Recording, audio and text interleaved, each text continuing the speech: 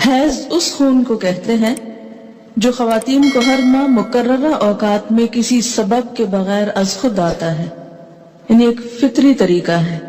نفاس وہ خون ہے جو عورت کے رحم سے بچے کی ولادت کے وقت اور اس کے بعد کم و بیش 40 روز تک خارج ہوتا ہے۔ یاد رہے کہ شریعت میں حیض اور نفاس کے احکام ایک جیسے ہیں۔ حیض کے دنوں کی تعداد مقرر نہیں، کسی ماہ کم کسی ماہ زیادہ دن ہو سکتے ہیں۔ اسی طرح مختلف لوگوں کی عادت مختلف ہو سکتی ہے۔ حضرت عائشہ رضی اللہ تعالی عنہا سے روایت ہے کہ نبی اکرم صلی اللہ علیہ وسلم نے فرمایا، جب حیض آئے تو نماز چھوڑ دو، اور جب ختم ہو جائے تو غسل کر لو اور نماز پڑھو۔ اسے نسائی نے روایت کیا ہے۔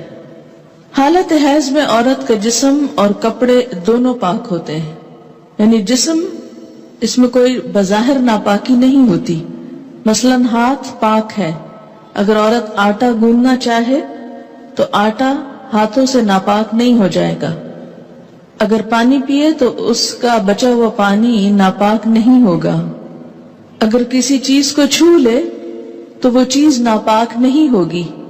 جس بستر پہ سوتی ہے اس بستر کو دھونے کی ضرورت نہیں۔ جو کپڑے پہنتی ہے ان کپڑوں کو دھونے کی ضرورت نہیں، الا یہ کہ کوئی ظاہری نجاست ساتھ لگ جائے۔ حیض کی حالت میں عورت کا بوسہ لینا جائز ہے۔ حضرت میمونہ رضی اللہ تعالی عنہا فرماتی ہیں کہ رسول اللہ صلی اللہ علیہ وسلم اپنی ازواج مطہرات سے بوس و کنار فرما لیا کرتے تھے، حالانکہ وہ حالت حیض میں ہوتی۔ اسے مسلم نے روایت کیا ہے۔ حائضہ سے صحبت کرنا منع ہے، یعنی انٹر کورس منع ہے۔ غسل سے پہلے حائضہ سے صحبت کرنا منع ہے، خواہ ایام حیض کی مدت کم ہو یا زیادہ۔ دوران حیض صحبت کرنے کا کفارہ 1 دینار 4 گرام سونا ہے، جبکہ حیض ختم ہونے لیکن غسل سے قبل صحبت کرنے کا کفارہ نصف دینار 2 گرام سونا صدقہ کرنا ہے۔ حضرت ابو ہریرہ رضی اللہ تعالی عنہ کہتے ہیں کہ رسول اللہ صلی اللہ علیہ وسلم نے فرمایا، جو شخص حائضہ سے صحبت کرے یا عورت سے دبر کے راستے سے صحبت کرے، عمل قوم لوط کی طرح، یا نجومی کے پاس قسمت کا حال معلوم کرنے آئے، تو اس نے گویا محمد صلی اللہ علیہ وسلم پر نازل شدہ تعلیمات کا انکار کیا۔ اس سے ترمذی نے روایت کیا ہے۔ حضرت عبداللہ بن عباس رضی اللہ تعالی عنہ سے روایت ہے کہ رسول اللہ صلی اللہ علیہ وسلم نے غسل حیض سے قبل اپنی بیوی سے صحبت کرنے والے آدمی کے بارے میں فرمایا کہ وہ 1 دینار 4 گرام سونا یا نصف دینار 2 گرام صدقہ کرے۔ اسے ابو داؤد نے روایت کیا ہے۔ اس سے دراصل عورت کے حقوق کو پروٹیکٹ کیا گیا، کیونکہ عورت اس حالت میں بیماری کے زیادہ قریب ہوتی ہے صحت کی نسبت، اور کئی قسم کی میڈیکل کمپلیکیشنز کا بھی احتمال ہو سکتا ہے دونوں کے لیے، اس لیے منع کیا گیا۔ اور صدقہ اس لیے رکھا جاتا ہے تاکہ انسان اس ڈر سے کہ پیسے جائیں گے، کیونکہ پیسے کا جانا زیادہ تکلیف دہ ہوتا ہے بعض اوقات، یا پینلٹی یا جرمانہ یا فائن کہہ لیں، تو اس لیے یہ ایک طرح سے روکنے کا سبب بنایا گیا۔ حائضہ طواف کے علاوہ باقی سارے مناسک حج ادا کر سکتی ہے۔ باقی مناسک حج کیا ہیں؟ مثلا احرام پہننا، اسی طرح عرفات جانا، منا جانا، کنکریاں مارنا، یہ تمام چیزیں درست ہیں، لیکن طواف نہیں ہو سکتا۔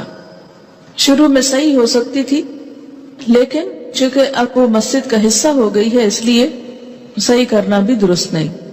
حائضہ نماز پڑھ سکتی ہے نہ روزہ رکھ سکتی، یعنی نہ نماز پڑھ سکتی ہے نہ روزہ رکھ سکتی۔ تو اب کتنی چیزیں منع ہو گئی؟ طواف، نماز، روزہ۔ حیض شروع ہوتے ہی روزہ ختم ہو جاتا ہے، خواہ سورج غروب ہونے سے 1 لمحہ ہی پہلے کیوں نہ آئے۔ حیض کی وجہ سے روزہ ختم ہونے کے بعد کھانا پینا جائز ہے، البتہ روزہ کی قضا ضروری ہے۔ حائضہ کے لیے روزہ کی قضا ہے، نماز کی نہیں۔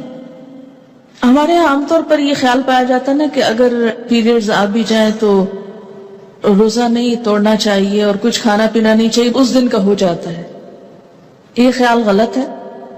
دوسرا یہ کہ یہ کہا جاتا ہے کہ چلیں اگر نہیں کھائے پیئیں گے تو روزے کا ثواب مل جائے گا، ایسی بھی کوئی بات کہیں نہیں لکھی ہوئی۔ جب روزہ ہوا ہی نہیں تو ثواب کا ملا؟ ناپاک حالت میں روزہ رکھنے کا یہ ثواب ہے یا الٹا گناہ ہے؟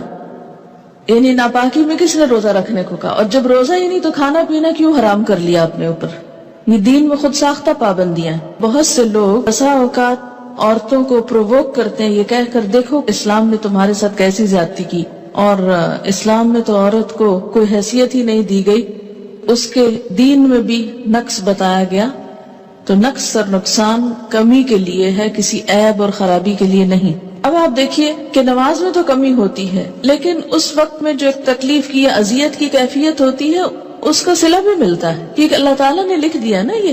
تو جو چیز اللہ تعالیٰ کی طرف سے آتی ہے اس پر انسان صبر کرے، جیسے بازو کا پین بہت ہے یا کوئی اور ایسی کیفیت ہے، تو یہ ایسے حالات میں صبر کرنا جو ہے وہ اجر کا سبب ہے. اگر ادھر سے کمی ہوئی تو ادھر سے بڑھ بھی گیا اجر. ٹھیک ہے. دوسری بات یہ کہ کمی سے مراد نمازوں کی تعداد میں کمی ہے، جس کو آپ بعد میں عام حالات میں نفل وغیرہ پڑھ کے بھی پورا کر سکتے ہیں، یا پھر یہ کہ کمی سے مراد اس اعتبار سے کمی بھی ہے کہ ایک مثلا تہجد کی روٹین آپ بناتے ہیں یا نمازوں میں خشوع خضوع کی روٹین بناتے ہیں، این ابھی آپ اس حالت میں ہوتے ہیں کہ نماز چھوٹ جاتی ہے. اب کیا ہو گیا؟ نہ صرف یہ کہ وہ چند دن نمازوں کی کمی ہوئی، بلکہ دوبارہ ایک اچھی حالت میں آنے کے لیے، دوبارہ سے نئی عادت بنانے کے لیے پھر ایک مشکل پڑ جاتی. تو بعض اوقات لوگ نماز ہی چھوڑ دیتے ہیں، وہ مشکل عادت پڑنے لگتی ہے کہ چھٹی ہو جاتی ہے، اور چھٹی ہوتے ہی پھر چھٹی کر لی جاتی ہے ساتھ. تو یہ ایک انسانی نفسیات بھی ہے. اس سے پھر دین میں پیچھے رہنے کا اندیشہ ہوتا ہے. یہ بتا کے الارم کیا گیا ہے، نہ کہ کوئی عیب بتانا مقصود ہے. کہ اگر آپ کو یہ بتایا جائے کہ آپ کے بزنس میں یا فلاں چیز میں کمی ہو جاتی ہے اس چیز سے، تو آپ کیا سوچتے ہیں؟ بزنس چھوڑ دو، کام ہی چھوڑ دو؟ نہیں، آپ سوچتے ہیں اچھا اس کمی کو پھر اور کہاں سے پورا کروں. کسی بھی چیز میں جب کسی بھی چیز کی کمی کا سبب بنتا ہے اور اس کو بتایا جاتا ہے یہ کمی ہونے لگی ہے. مثلا اگر کسی کو بتایا جائے کہ مارکیٹ میں فلاں پروڈکٹ نہیں آ رہی ہے جس کی وجہ سے فلاں کی سیل پر اثر پڑ جائے گا اور ایک دم کمی ہوگی، بزنس ڈاؤن ہوگا، تو انسان مایوس ہو کے بیٹھ نہیں جاتا، بلکہ کچھ اور سٹرگل شروع کرتا ہے کہ کسی اور طریقے سے کمی پوری کی جائے. تو یہاں بھی جب یہ بتایا گیا کہ من نقصان دین ہے، تو اس کا مطلب یہ ہے کہ اس کمی کو کسی اور طریقے سے پورا کیا جائے. یہ ایک خیر خواہی بھی ہو سکتی ہے.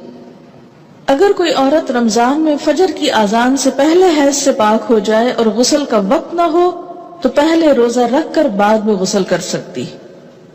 لیکن اگر اذان کے بعد پاکی ہوئی ہے، یعنی بعد میں بھی سپاٹ لگا ہے، اور سورج نکلنے کے بعد آپ پاک ہو رہے ہیں اور نہا رہے ہیں اور روزہ آپ صبح سے رکھ چکے ہیں، تو وہ روزہ نہیں ہوتا. کپڑے پر حیض کے خون کا داغ لگ جائے تو اتنی جگہ دھو کر اسی کپڑے پر نماز ادا کی جا سکتی. حائضہ کے لیے مسجد میں ٹھہرنا جائز نہیں، البتہ گزر سکتی.